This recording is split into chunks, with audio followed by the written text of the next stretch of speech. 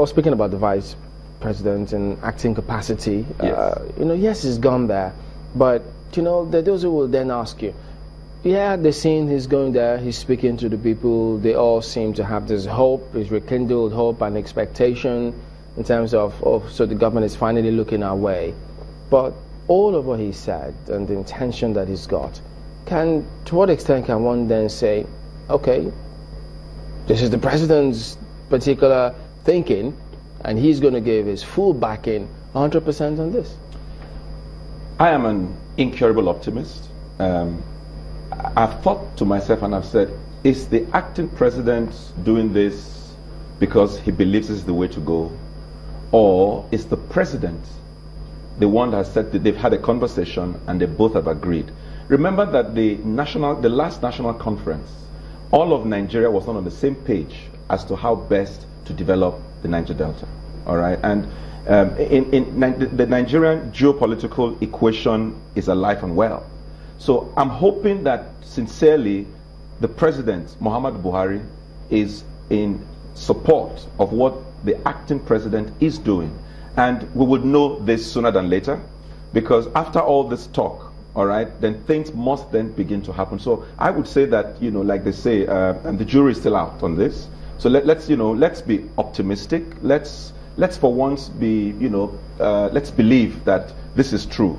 But in no distant future, we will be able to tell if this was a one-man trip or truly and sincerely the president had, gave him his backing. Another component to this equation is we had different groups in the Niger Delta come to this program, okay. And some of them say no, they need to tell us. The other group comes and says no, this group cannot entirely speak for us. Another group comes and says no, we are the leaders, we need to be the ones to champion all of this. How do you see them bringing everybody to agree and say, this is what we need to do? Like I said earlier, the Niger Delta itself needs to do a bit of retrospection. There needs to be a meeting of the Niger Delta among themselves to articulate who are we, what do we want, how do we want to go forward. Because at some point, Nigeria is going to move forward anyway. All right, so up until this moment, it's like everybody has their own little kingdom that they're trying to push. Okay, so there is a need for the different stakeholders, the different interest groups in Niger Delta to come together and have a conference, if you like, whereby this will be articulated in plain English that this is what the Niger Delta stands for, this is where we are going, these are our representatives at the different levels. All right, that needs to be done. If that is not done, if we throw money again at the Niger Delta, God forgive us, we'll be having a similar conversation 10 years from today. Is it the same thing that when you look at what the Niger Delta people have repeatedly say, we need, what do you call it now, revenue share, we need resource allocation, we need better federalism. How do we interpret that narrative to what the acting president has done? I see two sides to that what you just said. Yes, there is the need to balance the Nigerian equation. There is the need to practice true federalism as is enshrined in our constitution, which we're not practicing now. And that's a conversation for another day. But I'm saying that at this point, to the extent to which we have gotten to, the people of the Niger Delta themselves have not been judicious in the use of the resources, howbeit small, that has come our way.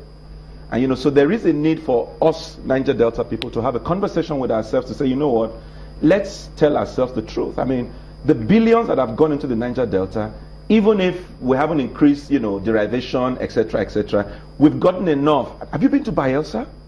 Have you been to Yenagoa? It's unbelievable. I mean, the amount of money that has been pumped into that little place, it by now should have made Dubai look like history. All right, and that was money that was given to Niger Deltans, that was managed by Niger Deltans, that was supposed to have been spent on the Niger Delta. So there is something to do amongst the people of Niger Delta. Is there a problem with the mindset of the Niger Deltans? When I say Niger Deltans generally, both the privileged, the unprivileged and all. Well, I have interacted across the board, all right? I've worked with ex-militants, of course, I've worked with the elite. I'm from there, I'm from Edo State, so I have an idea. I think that, when you have a siege mentality, whereby you think that we're being cheated, So there is a need for some kind of value reorientation. This is true for all of Nigeria, but even more so for the Niger Delta. There is this sense of, they're cheating us. So even when we get something, we are so focused on their cheating us that we don't even spend enough time to say, okay, while we are waiting for the remainder, what we've gotten, how well have we used it? So I would support wholeheartedly that side by side the infrastructure, the job creation, something should be done about value reorientation. All right, let's talk to faith-based organizations. Let's talk to NGOs to begin to work, even from the primary, secondary school, to begin to engage. Because sometimes when you speak to some of our people from that place, the thinking is, it's a bit off. Okay. Finally, do you think that the amnesty program should be decentralized? By decentralized, what do you mean? Because, the Minister of State has been speaking about his 20-point plan to end militancy in the region. He says there will be 100,000 jobs created.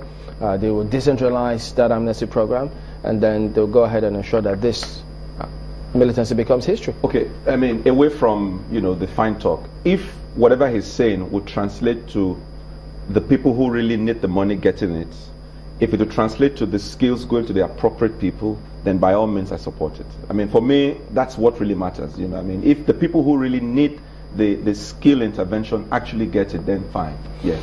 All right, Norwa Edopolo is a human capital development consultant. Thank you for coming on this morning. Thank you very much.